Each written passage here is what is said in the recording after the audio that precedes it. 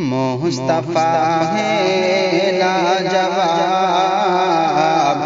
مصطفیٰ ہے کمال رتبہ مصطفیٰ بلغ العلا بکمالہ، یہ اثر ہے ان کے جمال کا کشفت دجا بجمالہ۔ کسی ایک ادا کی تو بات کیا حسنت جمیع خصالہ، وہ خدا کا جس نے بتا دیا صلو علیہ وآلہ۔ معزز سامعین کرام اور حاضرین مجلس،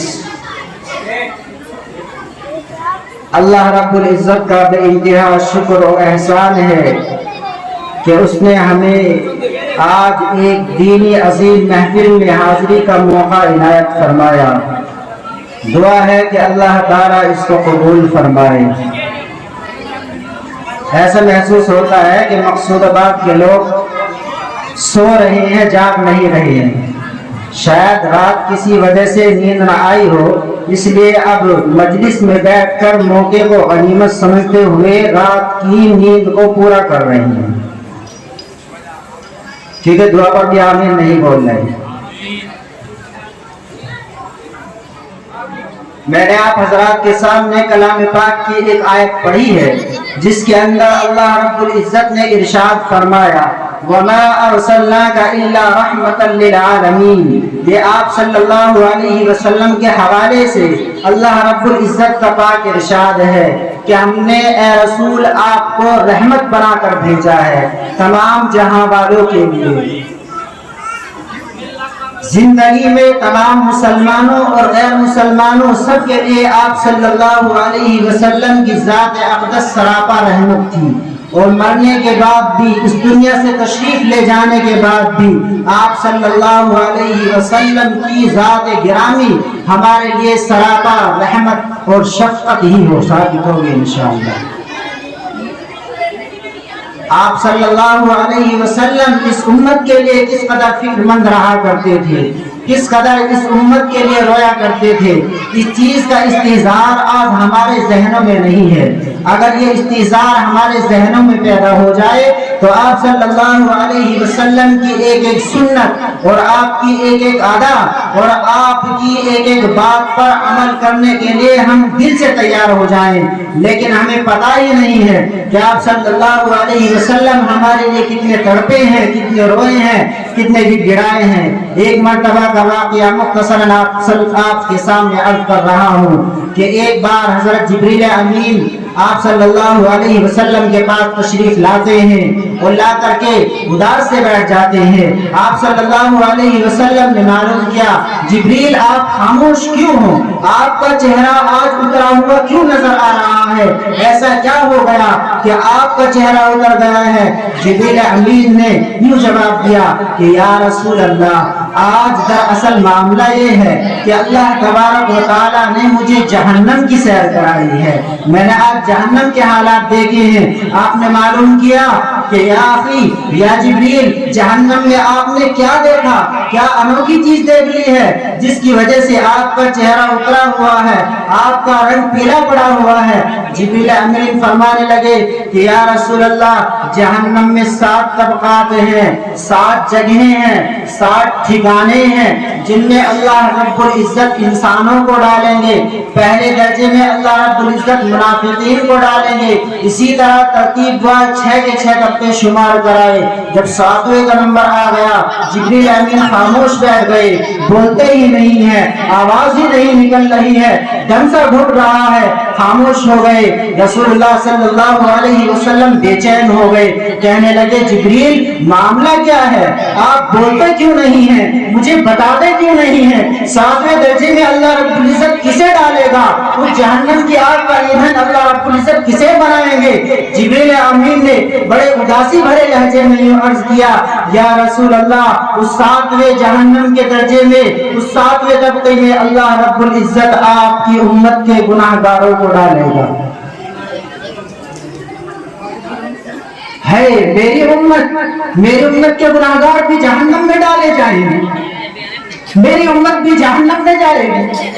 یہ سن کر تڑپ اٹھے، بے چین ہو گئے، ایسی بے چینی لگی کہ مسجد میں نماز پڑھانے کے لیے تشریف لاتے تھے، نماز پڑھانے کے بعد حجرے میں چلے جاتے، بند ہو جاتے، دروازہ بند کر دیا جاتا۔ نماز کا وقت ہوا مصلی پر، نماز سے فارغ ہوئے حجرے میں، 3 دن یہیں گزر گئے۔ پیارے حضرات صحابہ کرام میں بات مشہور ہو گئی کہ اللہ کے نبی صلی اللہ علیہ وسلم نے بیوی بچے سب کو چھوڑ دیا ہے، ملنا جلنا چھوڑ دیا ہے، ایک کمرے کے اندر گوشہ نشی ہو کے بیٹھ گئے ہیں، آپ اب کس سے ملتے نہیں ہیں۔ آگے پریشان ہو کر ابو بکر صدیق رضی اللہ تعالیٰ عنہ دروازے پر حاضر ہوئے، دروازے پر دستک دی، کیواڑوں میں آواز لگائی، السلام علیکم یا رسول اللہ، السلام علیکم یا نبی اللہ۔ 3 بار مسلسل سلام کیا، لیکن اندر سے کوئی جواب ہی نہیں ملتا ہے، اندر سے کوئی آواز ہی نہیں آتی ہے۔ حضرت ابو بکر صدیق رضی اللہ تعالیٰ عنہ واپس چلے گئے، دل کے اندر پریشانی ہے، بے چینی ہے، معاملہ کیا ہے؟ نبی تو بول بھی نہیں رہے ہیں، مجھ سے تو باتیں بھی نہیں کر رہے ہیں۔ ابو بکر تو نبی کا عاشق تھا، نبی پہ جان دینے والا تھا، پریشان ہو گیا، تڑپ اٹھا، نبی کی مجھ سے بیزاری کیوں؟ نبی نے کیا ہم سب کو چھوڑ دیا، اب ہم سے بات ہی نہیں کریں گے؟ طرح طرح کے خیالات ابو بکر صدیق رضی اللہ تعالیٰ عنہ کے ذہن میں گردش کرنے لگے۔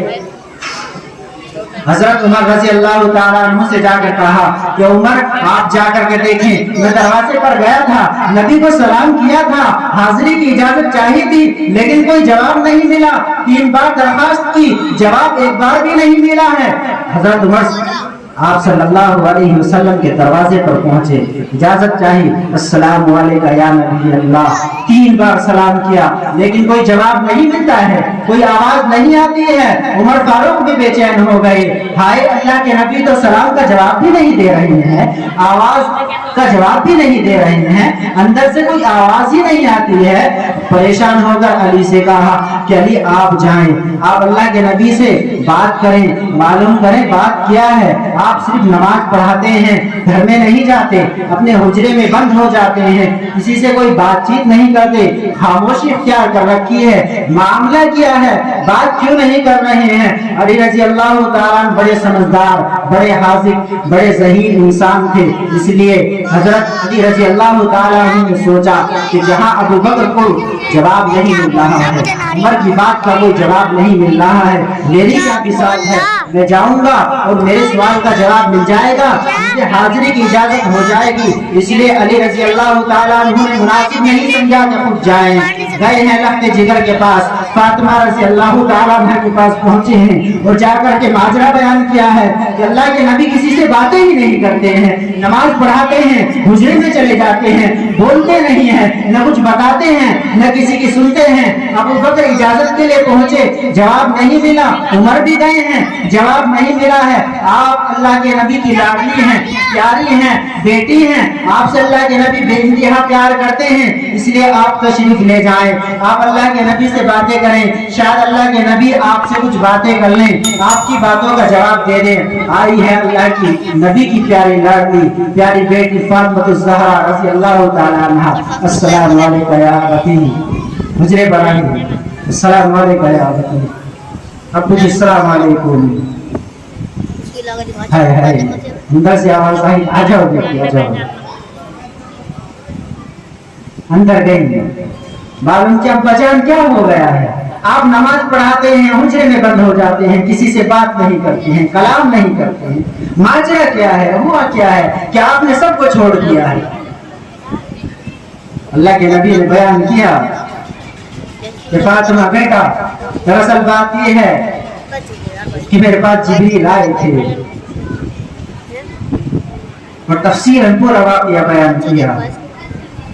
جہنم میں 7 طبقے ہیں، ان میں سے 7ویں طبقے میں میری امت کے گناہ گاروں کو بٹھایا جائے گا۔ جب میں نے یہ سنا تو میں تڑپ گیا، بے چین ہو گیا، میرا من نہیں چاہا میں کس سے بولوں، بات کروں، میری امت کے گناہ گار بھی جہنم میں ڈالے جائیں گے۔ اس لیے میں 3 دن سے مسلسل اللہ تعالیٰ کے سامنے آوازاری کر رہا ہوں، رو رہا ہوں، گڑگڑا رہا ہوں، اللہ تعالیٰ سے سفارش کر رہا ہوں، اللہ تعالیٰ میری امت کو معاف فرما دے، میری امت کے گناہ گاروں کو جہنم میں نہ ڈالے۔ اللہ تعالیٰ نے میری بات مان لی ہے، میری درخواست کو قبول کر لیا ہے، اب میری امت کے گناہ گار جہنم میں نہ ڈالے جائیں گے، سوائے ان لوگوں کے جو ایک دوسرے کا حق ماریں گے۔